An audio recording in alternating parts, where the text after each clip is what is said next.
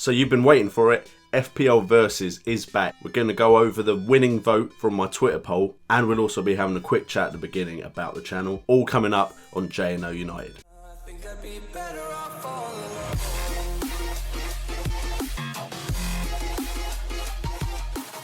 What's up guys, and welcome to J&O United, bringing you the best in football news, entertainment and games. And I emphasise that purely because yesterday I did a real life football challenge video and it didn't go down well with everyone, but with a lot of people it did go down well. But before we get into that, if you're new around here, please make sure to like and subscribe, and I will quickly get this out of the way and move on to FPL Versus because I know that's what a lot of you are here for. Now look, I've always branded this channel as a football channel.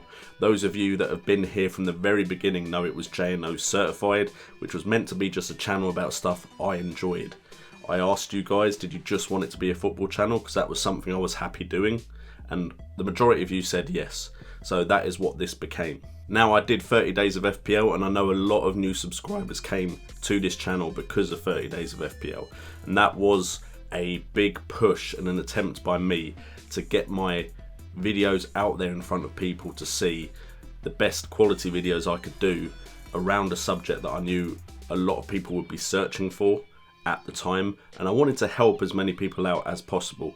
I know a few people have got into FPL because of my videos, which I'm very happy about, but I did always say in 30 days of FPL that this was a football channel around news, entertainment and games, FPL being a football game. And now the FPL content has slowed down and is kind of being mixed with other stuff. There have been people that say, I just want the FPL content. That is fair enough. If you just want to watch my FPL content, you'll know there'll be FPL today, hopefully every Tuesday, and you can watch that. And I will also try and get a second video out in the week if I can around FPL. So that's 2 videos a week around Fantasy Premier League.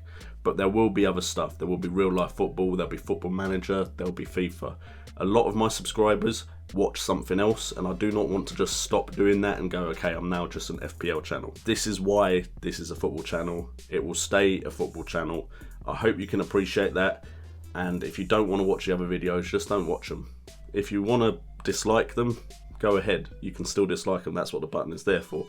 But that is now out the way. I've said it. You all know where I stand on it. Hopefully I haven't turned any of you away from the channel, but I'm just making it clear what this channel is. Now let's get on to FPL Versus because I know that's what you all want. We are starting with the winner of the poll, and as you can see on the screen right now, the winner of the poll was Sterling versus Nolito. So let's get into it. Okay, so as of the time of me collecting the stats, and I believe it's changed now, Nolito was 9 million and Sterling was 8.1. I believe Sterling's probably 8.2 now. He's become very popular after game week 3. But the stats suggest that they could be like for like.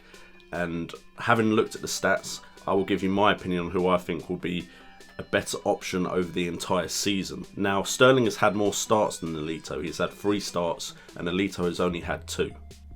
Nolito did come on as a substitute in the game he didn't start in though. They both have 2 goals, both of which came from inside the box.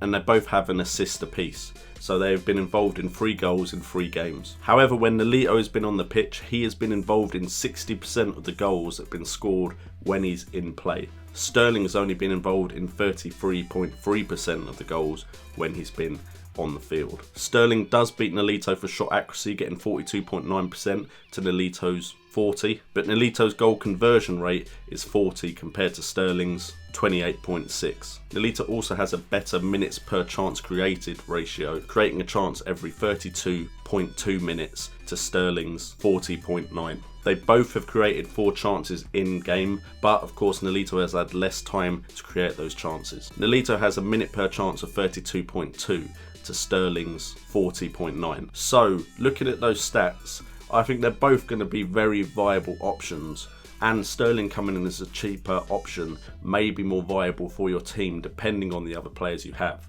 But I personally think Nolito has shown consistency in his time in Spain and has been playing well in this Man City side, as has Sterling. But as we know, Sterling has had times in his career where he's been a bit of a letdown. Now, I know Guardiola is a very well-respected manager and he has definitely brought the best out of Sterling so far.